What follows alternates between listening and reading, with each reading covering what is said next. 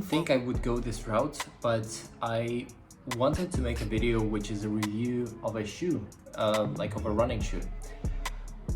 This is different from what I usually do, and I never know how to exactly review running shoes because this is so personal, this is so specific to the situation, and my favorite sites about running shoes are something like runrepeat.com, I think, which is the one where you have like a lot of metrics about every single shoe, and you can compare them whatever you may want for the daily running, for the speed work, for the neutral feet or the overpronated, and basically for every specific case you have a special running shoe that might fit you better.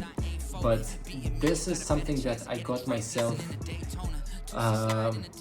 a week ago, and I have run in these about 30 kilometers so far, and I just like them so much I wanted to talk about them.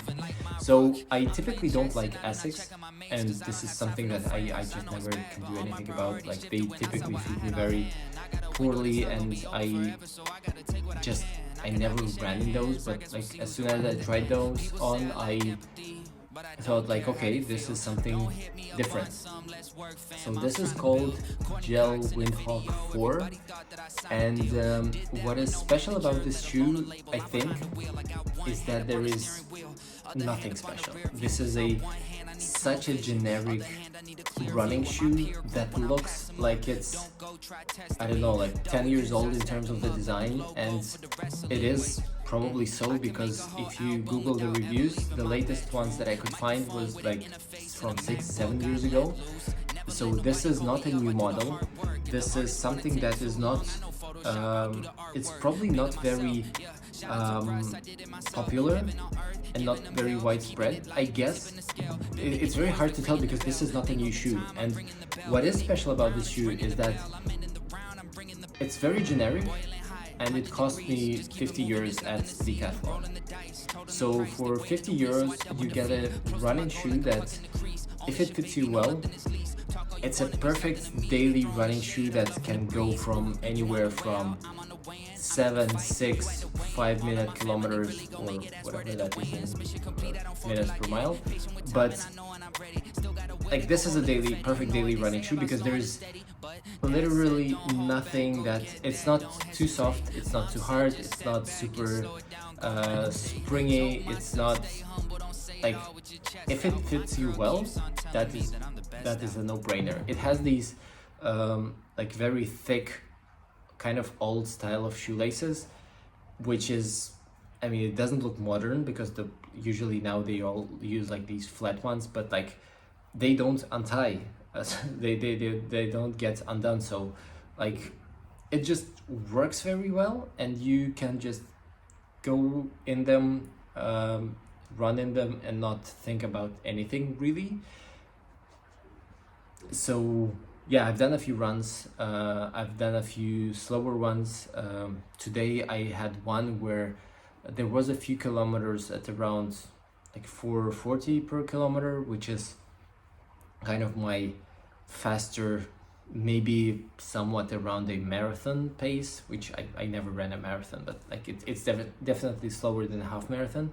So it does well. There's like, you don't need to really get used to running in those because they are very generic. I had this situation with Adidas Boston 10, which has like a carbon plate inside, and it has a firmer sole than the super fast running shoes. So it usually took me a couple of kilometers on every run for the foot to actually get used to running in those, because it felt firmer, and then as you get used to it, it's super springy and you can run very fast. But in those, you just put them on and you go running, and as long as they're like, now they're fresh, they're new, they feel amazing, and like, again, they feel like nothing special, you can just go and run in them. I think it's perfect, and for the price, like, you would pay 2-3 times more for like a higher end branded shoe. Something like an Adidas Ultra Boost would be like, I don't know, like 150 euros. This is like 50 or maybe 55. So if it lasts only 500 kilometers, it's already worth it. It does feel that it may last like around 1,000 as they usually do for me, and I'm like around 75 kilos, so I'm not too heavy, but I'm not super light as well. So I typically run around 1,000 kilometers in the shoes, and I think this will definitely last it. And it's yeah, I think like if there is something, if you're just starting out, if you don't have any specific case that you need like any support for the foot in terms of the stability, or if you need like if you don't need a particularly fast running shoe, or like if there's nothing that you're looking for specifically and you need some daily running shoes, then I would say this can be the way to go. It's again, it's Asics Windhawk 4.